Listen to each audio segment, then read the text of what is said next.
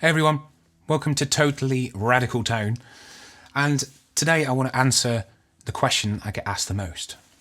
And this is about the tools and methods that I use in the studio to capture electric guitar, acoustic guitar and vocals. So there's a few components that you need to have in the studio.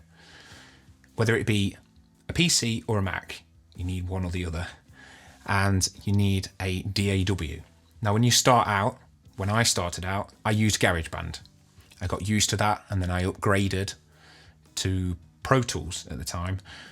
Long story short, I since then moved to Logic. I prefer Logic. It's like a kind of professional GarageBand, in my opinion. It's nice and intuitive. It's very straightforward and very little issues with it. It's been really good, really reliable. So once you've got the DAW sorted, you need some sort of device to be able to capture the analog signal that you're putting in, for the most part. This device converts it to digital to speak to your computer, an audio interface. Now I use the Scarlett 212, and I think a lot of people use this thing. So long as you only need 2 inputs, you'll be absolutely fine. It's got phantom power, so it will power condenser microphones, which are ideal for acoustic guitar and vocals. The microphone that's included with this actual kit is good to get started. It's a little bit noisy, that's the only thing, and it's not quite as warm as what I'm about to show you. The Rode NT1. Now I've used this for probably 6-7 years. Absolutely wonderful, especially for the price point. And I bought it as a kit, so it included the pop shield and actual shock mount as well. Those components are enough to capture acoustic guitar and vocals. And so long as you get used to setting your gain levels, making sure nothing clips, basically, you've got a nice strong signal, but it's not too loud where the kind of signal gets cut off because you can't do anything with that signal. It needs to be nice and clean. There's lots of other variables involved, i.e. acoustic treatment in your room and things like that, but that's things for further on down the line. When I first started, I didn't have the budget to be able to invest in monitors, the speakers, to be able to listen back. So I used the included kind of monitoring headphones in the audio interface kit, and I got half decent results, but you're going to get better results with monitors, basically. These are KRK Rocket 6s. I still use them now. The only thing I've added and modified is I've put some foam mounts underneath to help reduce bass frequencies. So if you're recording electric guitar, now this is where it becomes easier because you've got more options.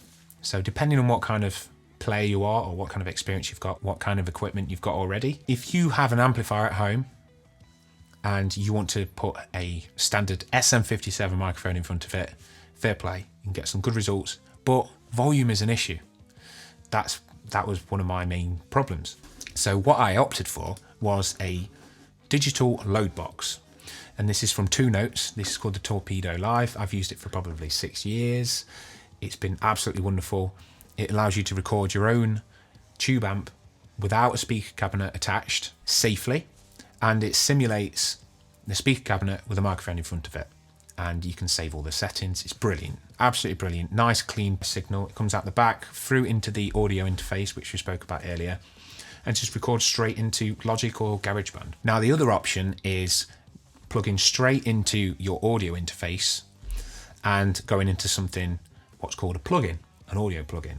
Now GarageBand and Logic already have plugins included, which are great to get you started, but they don't particularly feel like a real amp. Now if you was to upgrade and get some sort of plugin from these guys, for instance at Neural, their stuff sounds great, it's pretty well priced, and it feels pretty close to an amp. This is just one example. There's so many plugin companies out there that you can try, but this is one of the better ones. Now the other option, I've been down this route previously, is the realm of modeling. Now this is kind of like amp plugins in an external unit. I've had better results having external units, whether it be an amp or a modeler, because there's less strain on the computer. Plugins can take up so much CPU if you're not careful. Now, I used to have the XFX2. It basically simulates the entire signal chain from effects pedals right through the amp, speaker cabinet, microphone. And you can store it all. It's a great unit. It feels pretty close to an amp. like an amp mic'd up in a studio. The only problem is option paralysis. You can spend more time tweaking controls than you actually do playing. But once you get a great sound, you're kind of good to go, you know, so that's always an option as well. But it's a lot of money. It's a lot of expense, additional expense. So my aim with this video was to kind of cut out as much anxiety as possible from you trying to find the piece of equipment that you need to get to capture what's in your head so that the rest of us can hear it. So I hope this helps. If you haven't already, please subscribe. And if you've got any questions about anything at all, just comment below and I'll get straight back to you. Until then, take care. I'll see you soon.